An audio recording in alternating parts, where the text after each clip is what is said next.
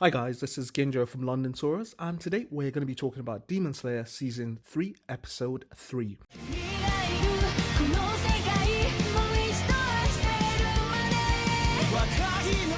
Oh boy, this episode is an absolutely amazing episode. One of the very, very good episodes. We're just in Episode 3, but it is jam-packed with extreme fights. We get to see the upper demon moons again, a few of them, and we also get to see one of our favorite characters too as well, one of the members of the Demon Corps, Genya, too as well appear, and we get to see the Mist Hashira Moichiro in action too as well. Please like and subscribe, hit that notification bell, like and subscribe for more content. Let's get in there. First of all, we start this episode. It's 23 minutes episode. First of all, we start at the Swordsmith Village, immediately where we left off last week's episode, whereby Tanjiro was fighting with Yorichi's Type 0 puppet, whereby Tanjiro smashed his head, and we get to see Yorichi's sword that's been latent there for 300 years, waiting there, dormant and rusting. A very, very epic sword, very, very historic sword. All of a sudden, we get to see Tanjiro and Kotetsu arguing about what's going to happen with the sword. Kotetsu actually told Tanjiro, you have to take the sword and use it now, it's yours, and you have to use it. Tanjiro is saying, like, they're clowning a bit that, no, this is too much for him. This sword is too much for him. And he's like, it's the most historic sword, and it is. This is the sword of the most legendary. That sword has been dormant for the last 500, 300 years, since the Edo era. So that sword, as I said last weekend, will open a lot of questions, help Tanjiro achieve that formation that he would have to go through. All of a sudden, we see a massive swordsmith guy come out of the bush. He's absolutely henched.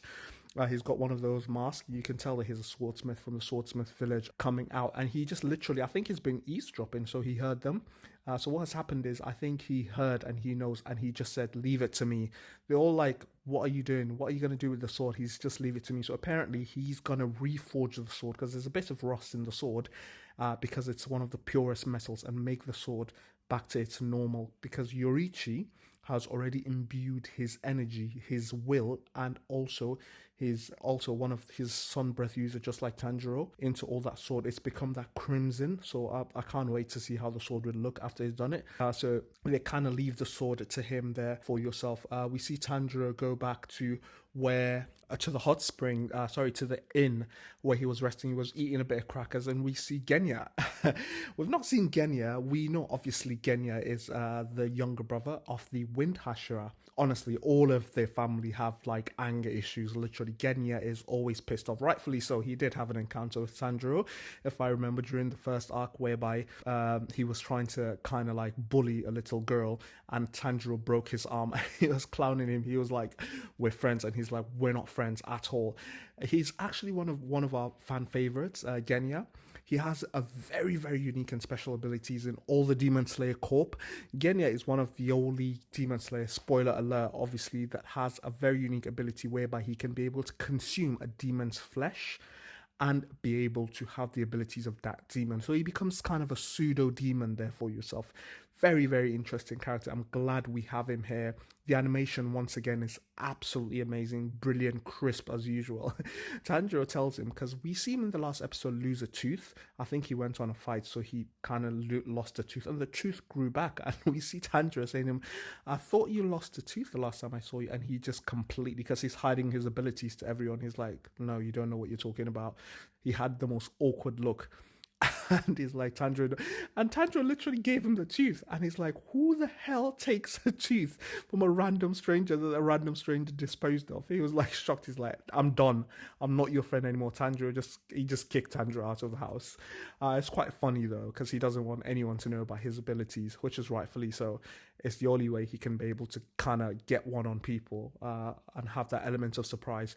But I like him. He seems to be angry for no good reason. Obviously, he's always been angry. He's got this history going on with his brother. too as well. He's very strong too as well as a character, equally at Tanjiro's level too as well of abilities. But we see Tanjiro in the inn with Nezuko trying to braid her hair. Quite a sweet moment, to be honest. There for yourself, braiding her hair, and after that they kind of sleep off together at the inn there. Before then, Tanjiro notices it's a nice looking moon. We see one of the swordsmith guys in the swordsmith village come back from one of the hot springs from on top of the hill, just coming back, and we see a pot, one of the pots of the upper demons. This is the first time we see the upper demons in this episode. Half of the episode is completely epic fight. So honestly, this episode, the animation, I can't wait to tell you all about it. I'm going to play for you the clips over and over again. Obviously, we see a little pot at the middle of the staircase, and this swordsmith guy doesn't know where it is. He wants to look at it. We do know that obviously it's Gyoku's pot. Before you know it, Gyoku just sucks him in. Honestly, poor guy, he literally shrivels him and sucks him into that pot that he normally emerges from. We just see blood everywhere, blood and feathers everywhere. It's like a cock in the hen house kind of thing. But yeah, we see him completely like suck him in and kind of spit him out with some weird black liquid. And we see that again, Gyoku appear from that pot in a very gruesome way, like how gruesome he comes out of that pot, chewing some parts of him. The guy's completely dead, unfortunately, chewing some parts of him, saying he tastes disgusting and stuff like that. So what has happened is, after Muzan gave them a proper talking to the last time, they finally got in gear, and it seems like we see Hentengu too as well. So they finally found, him and Hentengu found the swordsmith village arc. So this is now, they're literally going on the offensive, trying to stall the demon slayer, because the swordsmith village arc, there's a reason why it's hidden, because it's the source of the Demon Slayer Corp, where they get their swords done, and it'll cripple the the Demon Slayer Corp if they do destroy that village. So that was the offensive, to be able to attack and kill the members of that village. Unfortunately enough for them, there's Hashira Moichiro is there. We see that, and we see obviously Hentengu on a roof as usual, cowering, shivering, crying, mewling. Honestly, I am so excited to see what Hentengu can do, and yeah, he is well worthy of being number 5. But yeah, that we kind of see Tanjiro sleeping, and after Tanjiro sleeping, we see Moichiro wake him up. Moichiro wanted to suffocate him, wake him up by closing his door. Tanjiro woke up in a panic, having a light-hearted conversation with Moichiro, which was quite weird. Moichiro seems to be a bit, a bit intrigued by Tanjiro, if I'm being honest. Tanjiro and Nezuko were sleeping, so it seems like he's noticed Nezuko, but he just feels like she's odd. I think he already knows, obviously, she is a demon, but he just seems to be a bit intrigued by Nezuko, and like he wants by Tanjiro, he wants to learn a bit more, because it's quite unusual. He's just, after all the death Tanjiro seen, Tanjiro seems to be a naturally positive person, and that naturally draws people to him, to be honest. And he did say something. He's like, why the heck are you so nice? And I think the truth is, Moichiro has never even been as strong as he is and as a Hashira. As a kid, he's never had to play. He's never had to enjoy those moments as a kid. And he's had to be that serious, strong Hashira there for yourself. But yeah, he's saying to Tanjiro, why are you always nice? Tanjiro is saying, whatever turns around comes around. If you do something nice, he believes something nice will be done to him. And he's like, really? And like, he was looking at Nezuko in a weird way, that this girl looks absolutely weird. There's something odd about this girl. Of course, her reverted to her young form. But yeah, we see them chatting casually. He was looking for one of the swordsmith, the big guy, the hench guy that came out to take the sword, and he's like, we can go and find him together. And he's like, why do you want to help me? And he's just like, I just want to help you because I wanted to kind of check up on his sword that he wanted, the 300 years or so that he wanted to collect too as well. So yeah, both of them were looking for, and Tanjiro literally was the first person to notice. He noticed that, is there someone outside? It was Hentengu that was outside, literally. And immediately Moichiro noticed. He was like, yeah, you're correct, there's actually someone outside. As soon as he opens the door, they realize it's a demon. Hentengu comes in crawling, like scared, crying, like, please forgive me, I'm sorry, but I have to do this. Literally coming in with no fear, this guy just approaching a Hashira and a Demon Slayer Corp just like that, and crying. This was one of the most epic scenes ever. I have to replay this for you guys so many times. immediately Moichiro gets into this, his face completely changes. It's one of the most epic scenes. He takes formation, mist breath formation, and the whole place, you can see the mist there, the whole place comes into mist, and immediately within seconds he completely goes into savage mode and attacks Hentengu and completely slashes Hentengu. I don't know, as scared as Hentengu is, Hentengu dodges it completely. A Hashira at full force, he dodges it, he completely goes to the ceiling, but it seems like Moichiro cut him a bit. I'll play it again for you guys. But Tanjiro too as well goes into his Kagura formation, breath formation too as well, and was able to kind of cut Hentengu from the ceiling too as well. Hentengu wasn't even trying to fight. I want to know what this guy's made out of in the anime, and I'm glad they showed us this too as well. Nezuko obviously reverted to a combat mode too as well, became a full-fledged demon, and also kicked Hentengu. He's not even trying to fight back.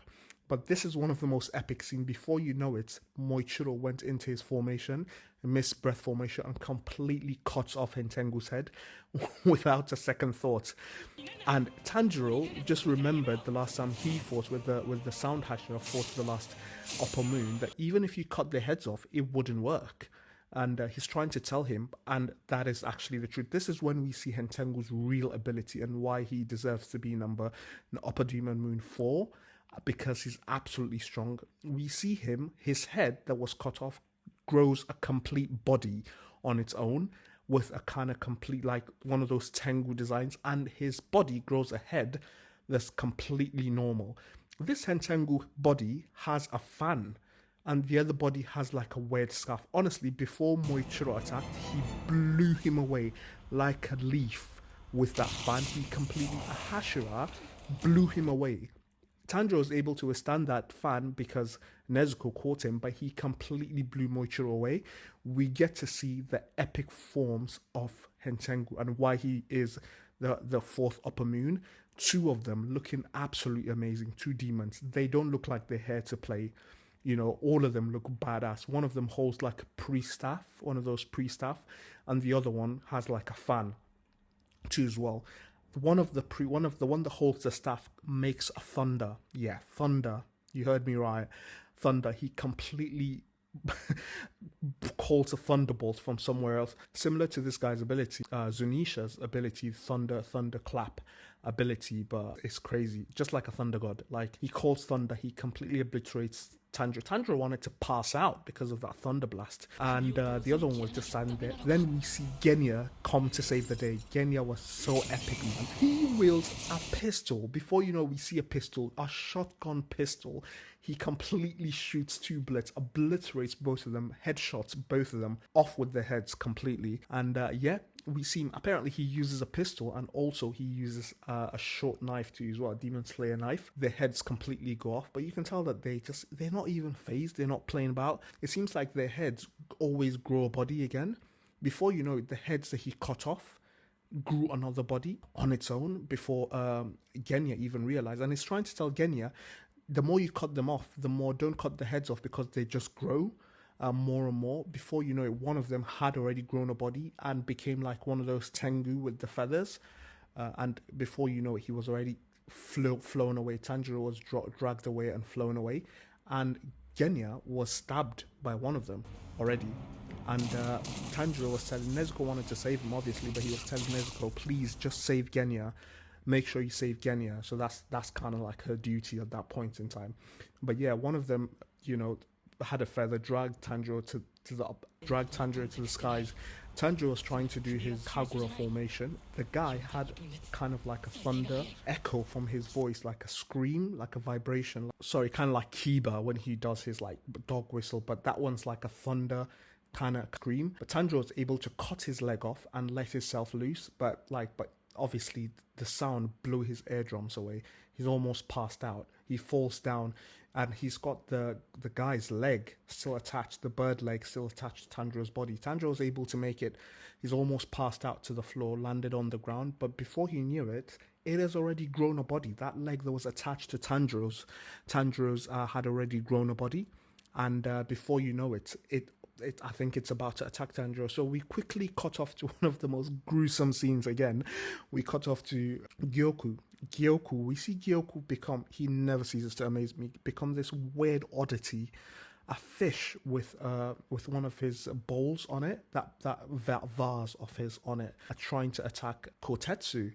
And we see Moichiro running back from where he was blown off, and he notices that Kotetsu is being attacked by Gyoku, becoming one fish monster trying to eat him. And honestly, he went into complete Hashira mode. He's thinking, okay, my priority is to make sure I preserve the knowledge of the village, save the elders, the most knowledgeable members of the swordsmith village, so they can be able to pass on their teachings, not this little kid that hasn't got anything to offer. But before you knew it, immediately what Tanjiro has already impacted him without him knowing. Before, he wanted to go and do that, but his body moved without him knowing. Just before Kotetsu was eating, he was like, he remembered what Tanjiro said, like, if you do nice things, somebody will do nice things to you. And he didn't know when his body moved. He completely severed Gyoku's hand and saved the boy, and completely took that stance in front of the boy and was like, I'm going to save you. Such an amazing episode. I'm going to play you the scene again. But yeah, very, very good episode. You know, half of the episode was, again, another showcase of how epic the Upper Moons are. Very amazing. Animation, very, very brilliant, you know, also. But yeah, we're going to keep you updated with more episodes. Please like and subscribe. Hit that notification bell, and we'll keep you posted.